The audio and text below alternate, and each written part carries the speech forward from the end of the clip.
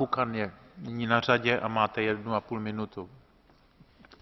Ďakujem pekne, pane predsedajúci. Vážený pán komisár, kolegyne a kolegovia.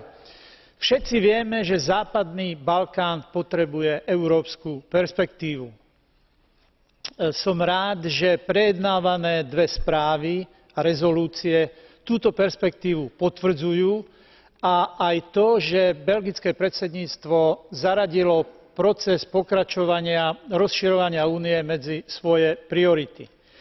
Pre Albánsko bude najdôležitejším zabezpečiť trvalú, stabilnú, demokratickú vnútropolitickú situáciu v krajine.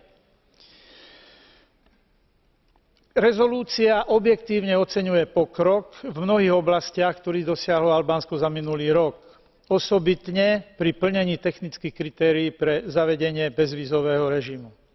Avšak bez regulérneho fungovania demokratických inštitúcií a dialógu na ich pôde bude ťažké zabezpečiť ďalší postup vpred smerom do Európskej únie. Všetky sporné politické otázky, aj tie, alebo hlavne tie, čo pretrvávajú od parlamentných volieb v minulom roku, možno riešiť a vyriešiť iba v súlade s ústavou a s rešpektovaním právneho poriadku v krajine. Toho by si mali byť vedomí všetci albánski politici.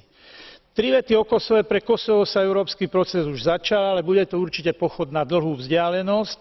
Bez ohľadu na rozdielnosť názorov na štatút Kosova, Európsky parlament by mal aj touto rezolúciou potvrdiť jeho európsku perspektívu a na druhej strane obyvatelia Kosova by mali byť spôsobili plniť všetky potrebné kritériá na ceste do európskej integrácie. Ďakujem pekne.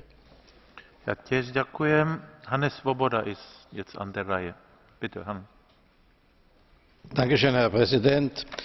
Was den Kosovo betrifft, so ist die Situation nach wie vor unbefriedigend. Nicht nur was die internen Probleme betrifft, die Frau Lunacek hat hier einen sehr guten Bericht gemacht, sondern wir müssen endlich zu einem Dialog zwischen dem Kosovo und Serbien